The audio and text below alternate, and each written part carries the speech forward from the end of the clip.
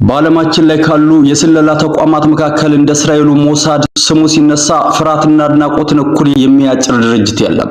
ሞሳድ ለብዙዎች የማይቻለውን የሚቻል የሚያደርግ በሚስጥር ተጋርዶ የሚንቀሳቀስና የቴክኖሎጂን ጣሪያ የነካ ተቋም ተደርጎ ይወሰዳል። በቀዝቃዛው ጦርነት ወቅት በሰው ሰላዮች ወይም ሂውማን ኢንተለጀንስ ስም ያተረፈው ይሄ ተቋም ዛሬ ደግሞ የሰውን ልጅ አእምሮ ከሚፈታተኑ የሳይበርና የባዮቴክኖሎጂ ውጤቶች ጋር ተዋህዶ የጥላዎቹ ጌታ ሆኖ ቀጥሏል።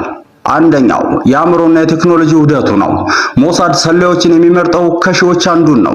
አንድ የሞሳድ ሰላይ ቋንቋ ቀላጥፎ ከመናገር ባለፈ በማንኛውም ባዕድ ባህል ውስጥ እንደ ውሃ የመግባትና የመዋሃድ ብቃት ሊኖረው ይገባል።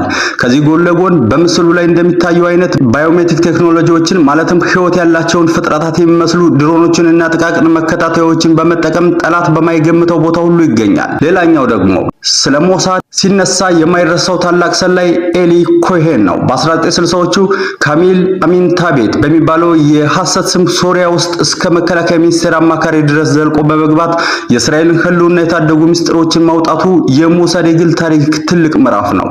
ሌላኛው ወይም ሶስተኛው የዘመኑ የዲጂታል ሰይፍ። ዛሬ ሞሳድ ከሽጉጥና ከመርዝ ይልቅ በኪቦርድና በኮድ ይዋጋል።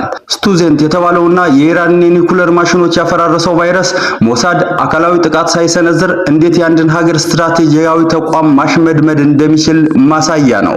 ስቱዝኔት የተባለው ቫይረስ የኢራንን የኒኩለር ማበልጸጊያ ማሽኖች እንዲበላሹ ማድረጉ የዚህ ዘመናዊ ስልጣኔ ውጤት እንደሆነ ይነገራል። ኪዶን።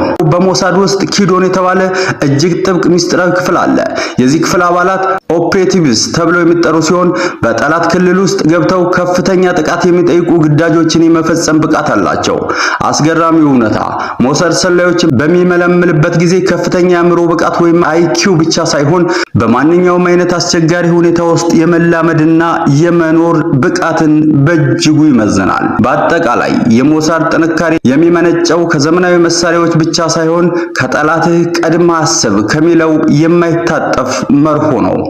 በምስሉ ላይ የምናየው ሰላይ እርግብ ምናልባት የፈጠራ ውጤት ሊሆን ይችላል። ነገር ግን ሞሳድ በዓለም ዙሪያ የተዘረጋው የምስጢር መረብና በቴክኖሎጂው ዓለም ያስመዘገበው ልዕልና እውነታው ከፈጠራው በላይ እጅግ ረቂቅና አስገራሚ መሆኑን ይመሰክራል። በሞሳድ ዓለም ውስጥ የማይታየው ነገር ካየው ነገር በላይ አደገኛ ነው።